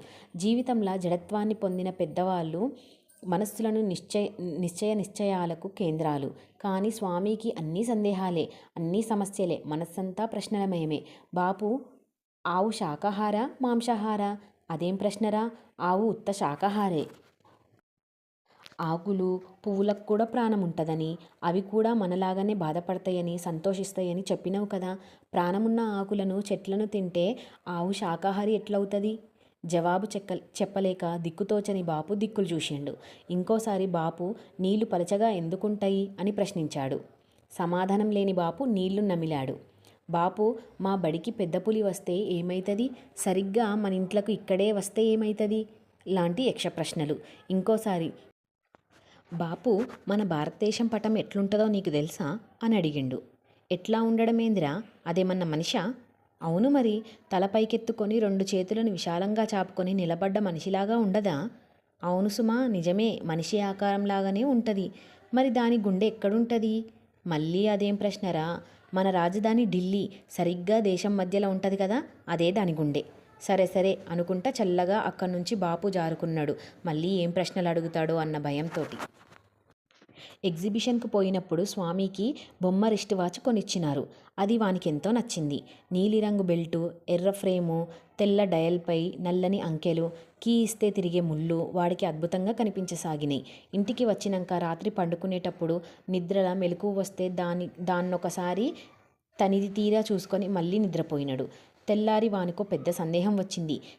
కీ ఇవ్వగానే ఆ ముళ్ళు ఎట్లా తిరుగుతున్నాయో అని. తెల్లటి డయల్ కింద ఇంకా ఏమైనా అద్భుతాలు ఉన్నాయా అని. అట్లా ఆలోచించంగా ఆ వాచిలో ఏదో బ్రహ్మరహస్యం దాక్కుందని వానికి తోచసాగింది. ఆ రహస్యం ఏమైనా ఉంటుందా అన్న అన్వేషణకు సంబంధించి ఆలోచనలతోనే వాని బుర్ర వేడెక్కిసాగింది. చివరికి ఆ నిగూఢ రహస్యం ఏదో తెలుసుకోవాలనుకుంటే ఆ వాచీని పగలగొట్టక తప్పదనే నిర్ణయానికి వచ్చి ఓ రాయిని సంపాదించి దానితోటి ఆ వాచీని ముక్కలు చేసిండు. అంతవరకు కనబడని వాచీ లోపల స్ప్రింగులన్నీ చూసినాక వాడి జిజ్ఞాస చల్లబడిచింది. ఏదైనా వస్తువు లోపలిని రహస్యాల్ని తెరుచుకోవాలనుకుంటే ముందు దాన్ని పగలగొట్టక తప్పదనే సత్యాన్ని కనుక్కున్నాడు. ఒకసారి బ్యాటరీ సెల్స్ చూసినాడు. అవి నలుపు ఎరుపు రంగులతో తలతలా మెరుస్తున్నాయి. అవి ఎవర్ రెడీ బ్యాటరీలు. ఆ బ్యాటరీలతోనే ఆ టార్చ్ లైట్ బల్బు వెలుగుతున్నదనే సత్యాన్ని గమనించి అంత అద్భుతమైన సెల్స్ లోపల ఇంకా ఏ రహస్యాలు దాక్కున్నాయో తెలుసుకోవాలని చాలా కష్టపడి రాయితో చచ్చి చెడి పగలగొట్టి చివరికి అండ్ల నుండి నల్లటి బొగ్గుపొడి బయటకి పడి వాడికి బోల్డెంత నిరాశ కలిగించింది. బాలల్లో ఆలోచించే మెదడు, స్పందించే హృదయము, బాలవాకు బ్రహ్మవాకులాగా సత్యాన్ని మాత్రమే పలికే నోరు, ప్రకృతిలోని అందాలను చూసే కళ్ళు, సంగీతాన్ని ఆస్వాదించే చెవులు ఉంటాయి. కానీ పెద్దవాళ్లకు తలస్థానంలో ఓ గుండ్రటి డబ్బా, దాని లోపల అంతా ఖాళీ ప్రదేశం, స్పందించలేక ఎప్పుడో చాలా కాలం కిందటనే చనిపోయిన హృదయం, చూపు తప్ప దృష్టి లేని కండ్లు, అసత్యాలు మాట్లాడే నోరు, అబద్ధాలు మాత్రమే వినే చెవులు ఉంటాయి. వాళ్ళల్లా సత్యాన్వేషణ ఆగిపోయి గానుగెద్దు జీవితం మాత్రమే మిగిలిపోతుంది. చివరికి మనిషిలో మిగిలేది మరమనిషి మాత్రమే, మరణించిన మనసు మాత్రమే.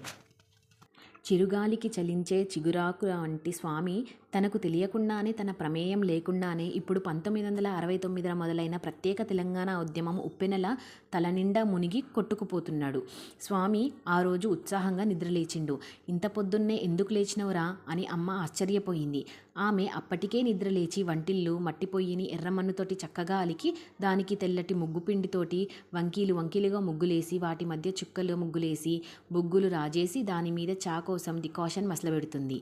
నిద్రమబ్బులో బరువు ముఖంతో నిద్రలేచిన స్వామి చెక్కపీట వాల్చుకొని అమ్మ పక్కనే సక్లముక్లంగా కూర్చున్నాడు.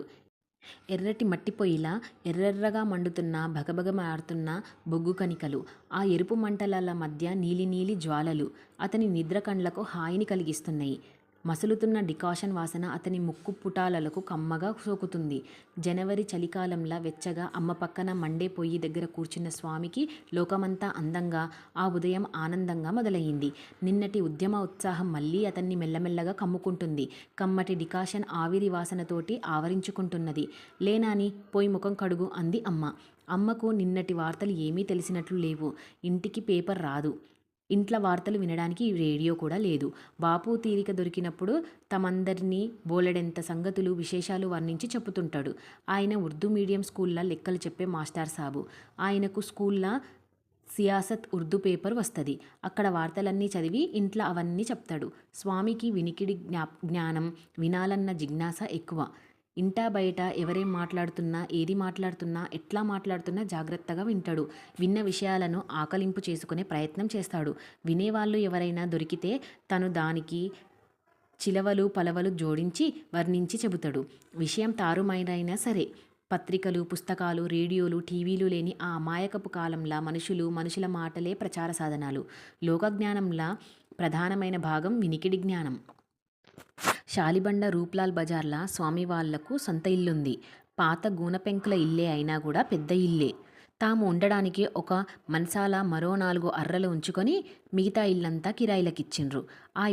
ఆ అతి స్వల్ప కిరాయిలో ఆ కాలంలో వేనీళ్లకు చన్నీళ్లు, చిన్న చిల్లర ఖర్చులకు ఆ కిరాయిలు సరిపోయేవి.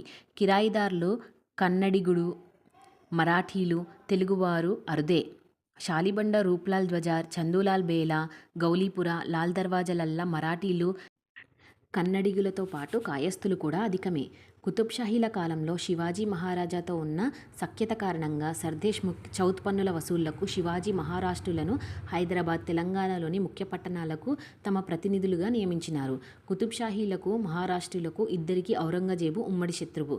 అతని దండయాత్రలను ఎదిరించడానికి కుతుబ్షాహీలు మహారాష్ట్రుల సైనిక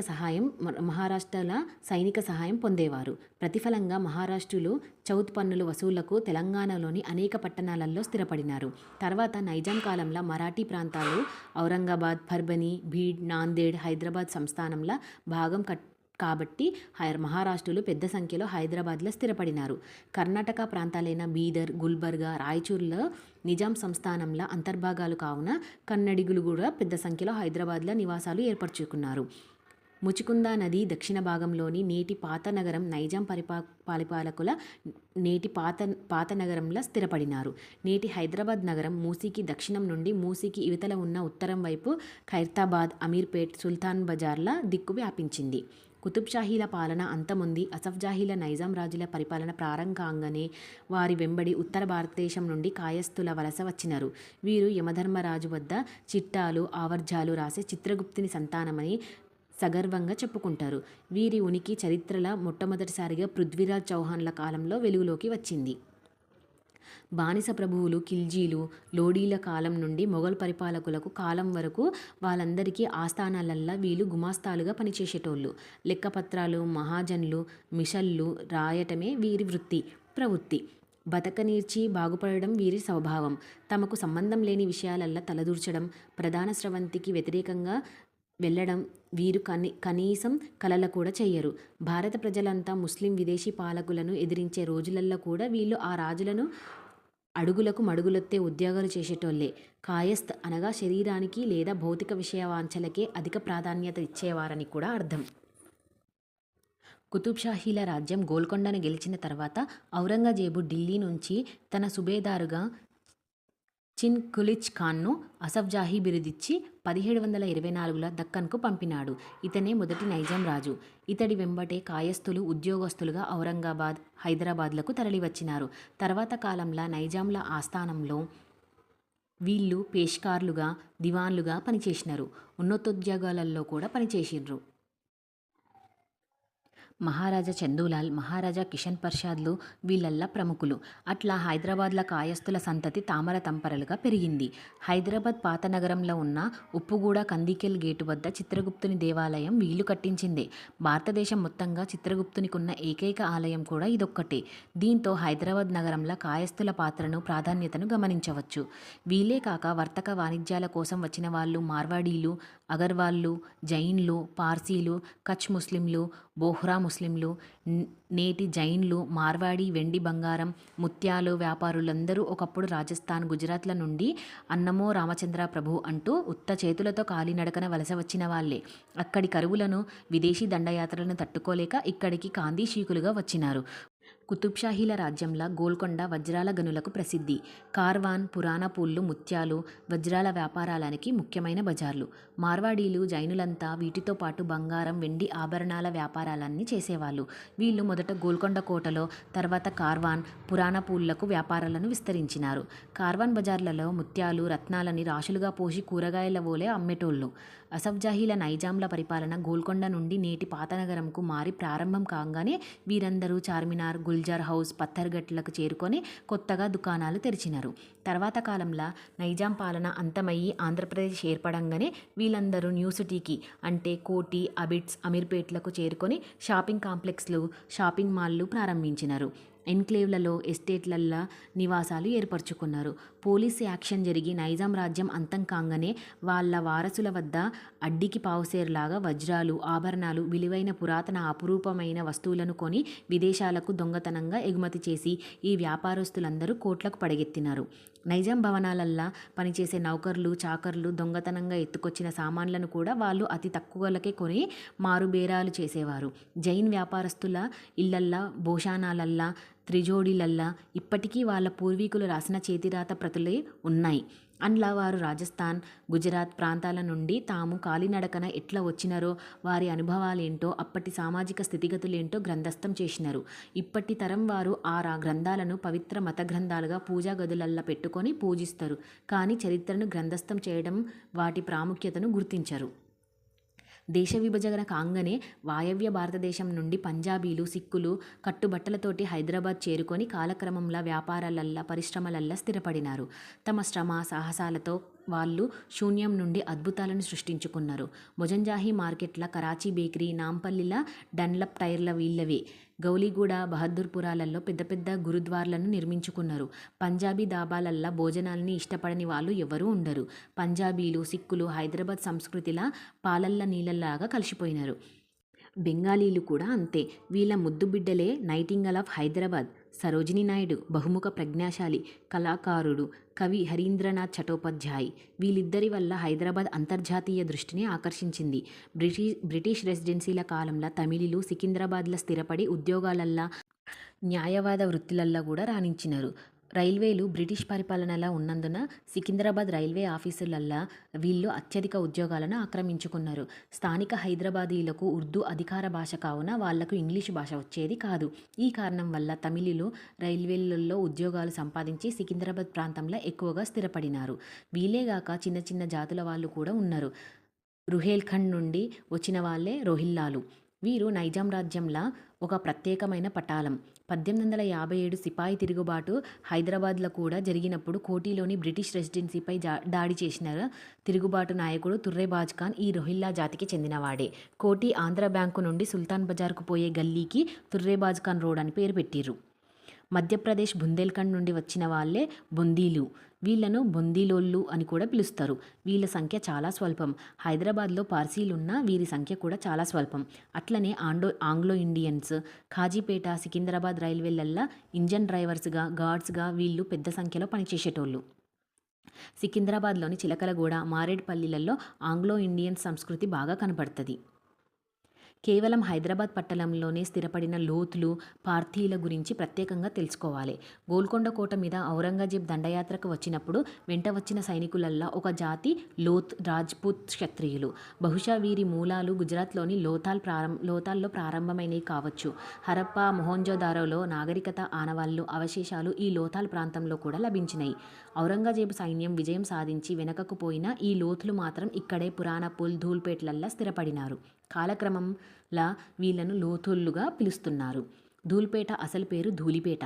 నైజాం కాలంలో లోత్ క్షత్రియులు సైనిక కవాతులతో, ఏనుగులు, ఒంటెలు, గుర్రాలు, డెక్కల చప్పుళ్లతో, ధూళితో పరిసరాలు నిండి ఉండేవి కావున ధూల్పేటగా మారింది. ఆ రోజులలో సైనికుల శరీర బడలికలు తీర్చేందుకు ద్రాక్ష సారాయి తయారు చేసి విక్రయించే వృత్తిలో వీళ్ళల్లో కొంతమంది స్థిరపడినారు. మరికొంతమంది సహజంగా కళాకారులు కావున పతంగులు తయారు చేసే వృత్తి చేపట్టినారు. పతంగుల ఆట సంస్కృతి ఉత్తర భారతదేశానికి సంబంధించింది. యూరప్ నుండి వచ్చిన జిప్సీలు, దేశదిమ్మర్లు మన దేశానికి పతంగులను పరిచయం చేసినారు. తిరిగి హైదరాబాద్కు పతంగులను, మాంజాదారాన్ని పరిచయం చేసిన వాళ్ళు ఈ లోత్ క్షత్రియులు. కాలక్రమేణా నగరంలో విశాలమైన ఆట స్థలాలు, మైదాన్లు, రియల్ ఎస్టేట్లకు, అపార్ట్మెంట్లకు బలైన తర్వాత ఈ పతంగుల ఆట కాలక్రమంలో కరమరమవుతుంది. ఎన్ని రకాల పతంగులో, ఎన్ని రకాల మాంజాలో అవన్నీ ఇంద్రధనుస్సుల్లోని రంగుల్లాగా మాయమైనవి. ఆటపాటలతో, శారీరక వ్యాయామములతోటి పువ్వుల్లాగా వికసించిన బాల్యం, హరివిల్లులాగా మెరిసినటువంటి బాల్యాన్ని కంప్యూటర్ గేములు, టీవీలలోని భూతుప్రేత పిశాచాల సీరియళ్లకు అప్పగిస్తున్నారు. ఒక తరం మరగుజ్జుల తరంగా మారే ప్రమాదం ముంచుకొస్తుంది. పతంగులు, మాంజాలు తయారీనే గాక మరికొంతమంది వినాయకులు, దుర్గామాత, కాళీమాత మొదలగు దేవతల, దేవుళ్ల విగ్రహాలను తయారు చేసే వృత్తిలల్లో స్థిరపడినారు. అయితే అవి సీజన్ల వృత్తులు కావున నికర ఆదాయానికి వీలు లేదు. పుట్టుకరీత్యా క్షత్రియులు కావున సాముగారిడీలు, మల్లయుద్ధాలు, తలీం ఖానాలల్లా ప్రవేశించి మరికొంతమంది పహిల్వాన్లలాగా ప్రసిద్ధిగాంచినారు. నిజాం వ్యతిరేక పోరాటం నేపథ్యంలో ప్రధాన భూమికల వహించింది గ్రంథాలయాలు, తాలీం ఖానాలు. ఈ రెండు రంగాల నుండి అనేక మంది వీరులు సృష్టించబడినారు. సమరశీల తత్వం కలిగిన ఈ లోతులు తాలీం ఖానాల నుండి ఆర్య సమాజం ఉద్యమంలకు, స్టేట్ కాంగ్రెస్ ఉద్యమంలకు ప్రవేశించి నైజాంకు వ్యతిరేకంగా పోరాడినవారు. ఈ ధూల్పేట పేరు వింటే రజాకార్ల గుండెలల్లా గుబులు పుట్టేది. 1939లో హైదరాబాద్ పట్టణంలో మొట్టమొదటిసారిగా మతకల్లాలో జరిగినప్పుడు ఈ ధూల్పేట యోధులు వాళ్లకు వ్యతిరేకంగా పోరాడినారు. కాలక్రమేణా వృత్తులన్నీ మట్టుకొట్టుకుపోయి సృజనాత్మకత, కళాత్మకత మూలబడి బ్రతుకులన్నీ బజారున పడిన తర్వాత ఒకప్పుడు మేలిమి ద్రాక్షసారిని తయారు చేసి ప్రభువుల చేత, సైనికుల చేత శభాషంపించుకున్నటువంటి వీళ్ళే చివరికి గతిలేక దొంగ గుడుంబాను సారాయి బట్టీలల్లా రహస్యంగా తయారు చేసి విక్రయించే వృత్తికి స్వీకరించి రౌడీలుగా, మాఫియాలుగా ముద్రపడి పాలకులు, ఎక్సైజ్ శాఖ అధికారులు కోటీశ్వరులుగా, లక్షాధికారులుగా మారేందుకు నిచ్చెనమెట్లయినాయి. తమ బ్రతుకులను గుడుంబా బట్టీలల్లా కాల్చేసుకుంటున్నారు. ధూళిపేట ఇరుకిరుకున మురికి గల్లీలల్లా మట్టిగా మారుతున్నారు. సైనికులుగా, కళాకారులుగా, పైల్వాన్లుగా ఒకప్పుడు రాణించిన వాళ్ళు ప్రస్తుతం ధూళిపేట దుమ్ముల ధూళిగా మారుతున్నారు. లోత్లు, మొహంజదారోలో నుండి మొదలైన వారి మహాప్రస్థానం పురాణపూల్లో శ్మశాన వాటికల చరమగీతంగా పాడుతుంది. ఇటువంటి ఇంకో విషాదగాథే పార్థీలది. వాళ్ళ గోస పిట్టగోస. వీరిని పార్థీలు, పిట్టలోలు అని కూడా అంటారు. వీరు నైజాంల కాలంలోనే హైదరాబాదుకు దేశదిమ్మర్లుగా వచ్చిర్రు. లంబాడీల మాదిరిగానే వీళ్ళు కూడా మహారాణా ప్రతాప్ వంశానికి చెందిన వారమని, ముస్లిం రాజులతో ఆయన యుద్ధంలో ఓడిన తర్వాత తాము ప్రాణరక్షణతో దేశదిమ్మర్లమైనమని చెప్పుకుంటారు. వీరి భాష ప్రత్యేకం కానీ లిపి మాత్రం లేదు. తొలుత హైదరాబాద్ వచ్చినప్పుడు వీరిని నగరంలకు రానియకుండా నగర దర్వాజాలకు అవతలనే ఆవిడల దూరంగా ఉంచినారు. ఆ రోజులల్లా నగరం చుట్టూ రక్షణగా ఒక ఫలీస్, 13 దర్వాజాలు, 13 కిటికీలు ఉండేవి. ప్రస్తుతం 2 దర్వాజాలు మాత్రమే మిగిలి ఉన్నాయి. శాంతి భద్రతల కారణంతోటి కొత్వాలు వీరికి ప్రవేశానుమతి ఇవ్వలేదు. కొన్ని నెలల పాటు నగరం వెలుపల అడవిలని నివసించినారు. పిట్టల్ని పక్షులని వేటాడేటోళ్ళు కావున పిట్టలోలు అని పేరొచ్చింది. వేట తమ వృత్తి కావున తాము ఏకలవ్యుని సంతానమని కూడా చెప్పుకుంటారు. అట్లా కొన్ని నెలలు గడిచిన తర్వాత తమలోని ఒక అందమైన కన్యను ఒక అధికారి అలవాటు చేసినాడు. ఆ అధికారి ఆమె అందానికి లొంగిపోయి వారిని నగర ప్రవేశం కోసం నైజాబ్ నవాబు వద్ద అనుమతిని పొందినాడు. పలక్నుమా గుట్ట వెనుక దిక్కున్న జుల్పల్లి గ్రామాన్ని నిజాం వారికి దత్తతిచ్చినారు. అట్లా వాళ్ళు తొలుత జల్పల్లిలోని నివాసాలను ఏర్పరచుకొని క్రమక్రమంగా నగరంలో ఉన్న అలియాబాద్, షక్కర్గంజ్, గాజీబండాలకు వ్యాపించినారు. కొండజాతి ప్రజలు కావున మాతృస్వామిక సంఘం ఆచారాల ప్రకారం ఓ అందమైన కన్యనే తమ వంశానికి మూలమని భావించి ఆమె మరణించగానే జల్పల్లి గ్రామంలోనే ఆమెను సమాధి చేసినారు. అట్లా ఆమె అమ్మలగన్న అమ్మ మూలపుటమ్మగా అవతరించింది. పార్దీలు నేటికి కూడా తమ వాళ్లను నగరంలో ఏ మూల చనిపోయినా ఆ జల్పల్లి శ్మశానంలోనే ఖననం చేస్తారు. ఆ కన్యను దేవతగా కొలుస్తూ ప్రతి సంవత్సరం హోలీ, కాముని పున్నమి పండుగ అయిన 3వ నాడు జల్పల్లి గ్రామంలో ఒక పెద్ద జాతర చేస్తారు. వారం రోజుల పాటు ఆ జాతర ఘనంగా సాగుతుంది. సారా, బ్రాందీలు ఏరులై పారుతుంది. తెగిన యాటల తలలతోటి, కారిన రక్తంతోటి దేవతలకు అభిషేకాలు జరుగుతాయి. స్త్రీలకు అమ్మవార్లు పూంతారు. జోస్యాలు, వరాలు, దీవెనలతో పాటు బగ్గతాగిన స్త్రీ పురుషులు కొట్లాటలతో జాతర ఘనంగా ముగుస్తుంది. వీరి ప్రధాన వృత్తి పండ్లు, పూలు, కూరగాయలు అమ్ముకొనడం. పురుషులతో పాటు స్త్రీలు సమానంగా వ్యాపారాలు చేసి డబ్బులు సంపాదిస్తారు. వీరి స్త్రీలకు స్వాతంత్రం ఎక్కువ. తమలో తాము కానీ పరాయి వాళ్ళతోటి కానీ తన్నులాటలు, కొట్లాటలు వస్తే పురుషుల కన్నా స్త్రీలే శివంగులుగా మారుతారు. కూరగాయల బేరం చేసేటప్పుడు వీరితో కొసరి బేరం చేయడానికి చాలామంది భయపడతారు. పాతనగరంలోని షక్కర్గంజ్, గాజీబండ, పురాణపూల్లోని వీరి నివాసాలు ఎక్కువగా ఉంటాయి. మత కొల్లలల్లా వీళ్లకు అధికంగా ప్రాణ నష్టం, ఆస్తి నష్టం సంభవించిన వీళ్ళ ఇళ్లను అగ్గువగ్గువను కొని ఆక్రమించుకున్న తర్వాత ఆ పిట్టలోళ్ళ గూడు చెదిరిన పక్షులు ఓలే పుట్టకొకరు చెట్టుకొకరుగా మారి నగరంలోని ఇతర ప్రాంతాలకు తరలిపోయినారు. లంబడోళ్ళు అనగా బంజారాలది. వీరిది కూడా ఇంచుమించు ఇట్లాంటి కథే. వీరు కూడా రాజస్థాన్ నుండి దేశదిమ్మరులుగా బయలుదేరిన వాళ్ళే. రాణా ప్రతాప్ అనుచరులమని చెప్పుకుంటారు. రాజపుత్రుల పతనం తర్వాత వీరు ఉప్పు అమ్ముకుంటూ దేశ సంచారం చేస్తూ హైదరాబాద్కు వచ్చినోళ్ళు. నేటి బంజారా హిల్స్ ప్రాంతం వీరి తొలి నివాసాలు. వ్యవసాయంలో ప్రవేశించి స్థిర నివాసాలు ఏర్పాటు చేసుకున్నందున సాంఘికంగా, ఆర్థికంగా పార్దీల కంటే మెరుగైన స్థితిలో ఉన్నారు. దేశంలోని ఇతర జాతుల వాళ్ళు, ఇతర ప్రాంతాల వాళ్ళలాగాక మధ్య ఆసియా, ఆఫ్రికా నుండి వచ్చిన విదేశీయులెందరో హైదరాబాద్లో స్థిరపడినారు. బహమనీ సుల్తాన్లు, కుతుబ్షాహీల కాలంలోనే ఇరాన్, ఇరాక్, అరబ్, టర్కీ దేశాల నుండి ఎందరో దక్కన్కు చేరుకొని స్థిరపడినారు. వీళ్ళందరినీ అపాకీలు అనగా విదేశీయులు అనేవారు. స్థానికులను ముల్కీలు అనేటోళ్ళు. ముల్క్ అనగా దేశం, ముల్కీలు అనగా దేశీయులు అని కూడా అర్థం. నైజాం రాజుల కాలంలో పఠానులు, ఆఫ్ఘన్లు, టర్కీన్లు, అరబ్బులు, చావూళ్ళు హైదరాబాద్ పాత నగరంలో స్థిరపడినారు. పఠాన్లు ఆఫ్ఘనిస్తాన్ నుండి వచ్చిన కొండజాతి వాళ్ళు. సమరశీల పోరాట యోధులు కావున నైజాం సైన్యంలో చేరినారు. పాత నగరంలో పఠాన్వాడి అనే బస్తీ కూడా ఉంది. ఆఫ్ఘనిస్తాన్ రాజధాని కాబూల్ నుండి వచ్చిన వాళ్ళే కాబూలీ వాళ్ళలు.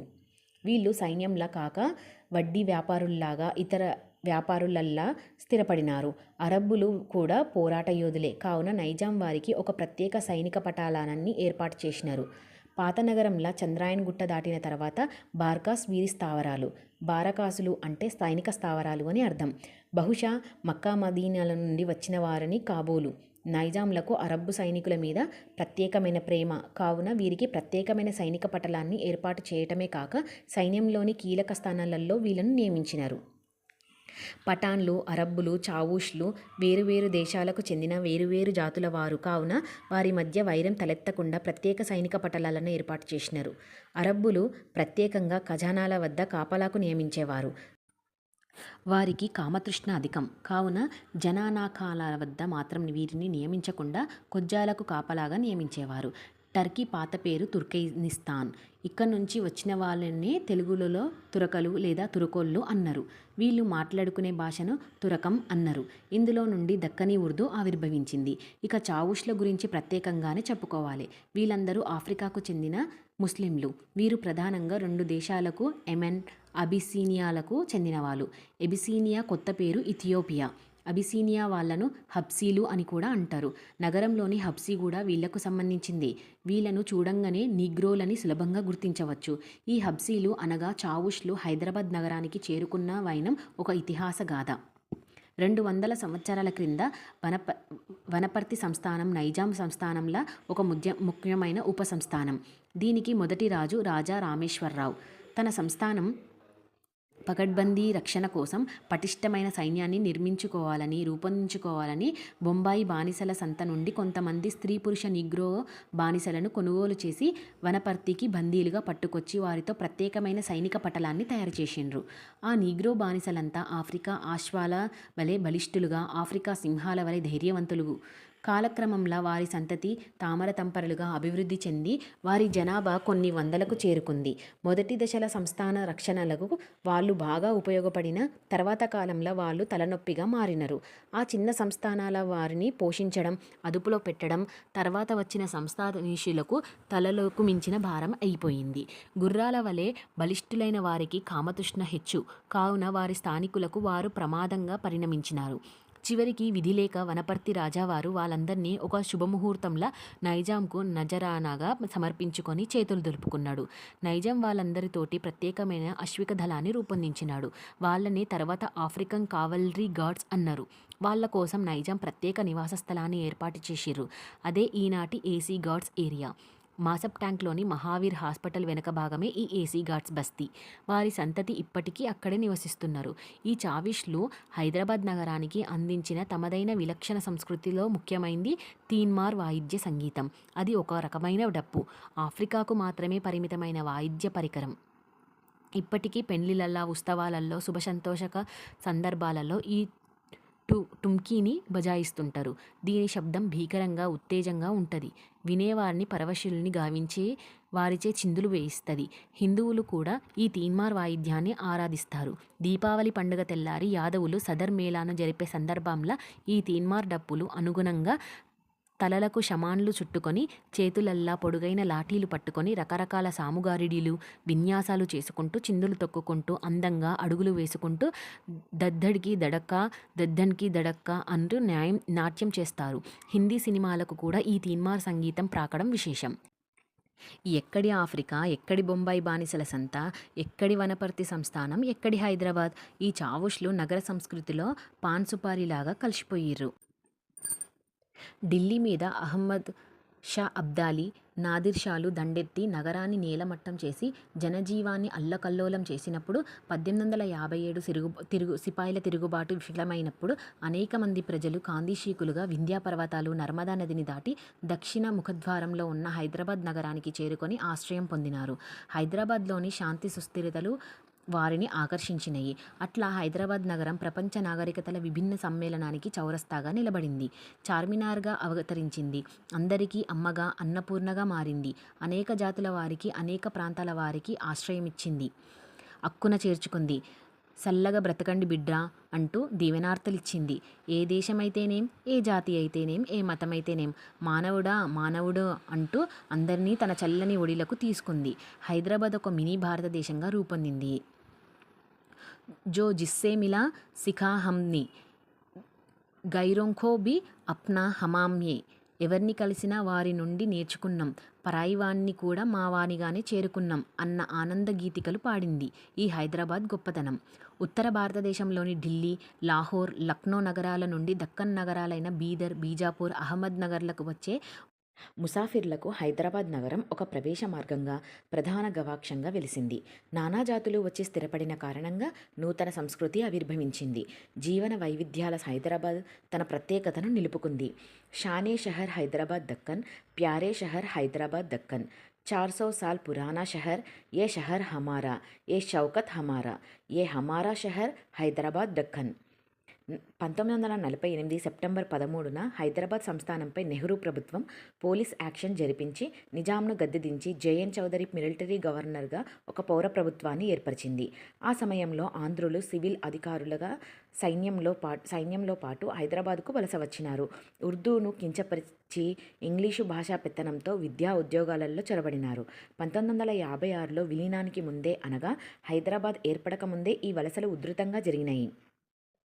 తమ ఆధిపత్యంతో స్థానికులను అవమానించారు. దానికి వ్యతిరేకంగా 1952లోనే గైర్ ముల్కీ గో బ్యాక్ ఉద్యమం విద్యార్థుల నాయకత్వంలో జరిగింది. జంట నగరాలతో సహా తెలంగాణలో ఉన్న అన్ని ముఖ్య పట్టణాలకు ఆ ఉద్యమం వ్యాప్తించింది. జంట నగరాలల్లా నిరవధికంగా 16 గంటల కర్ఫ్యూ విధించబడింది. 18 మంది ప్రజలు చనిపోయారు. వందలాది అరెస్టులు జరిగి ఆ ఉద్యమం ఆగిపోయింది.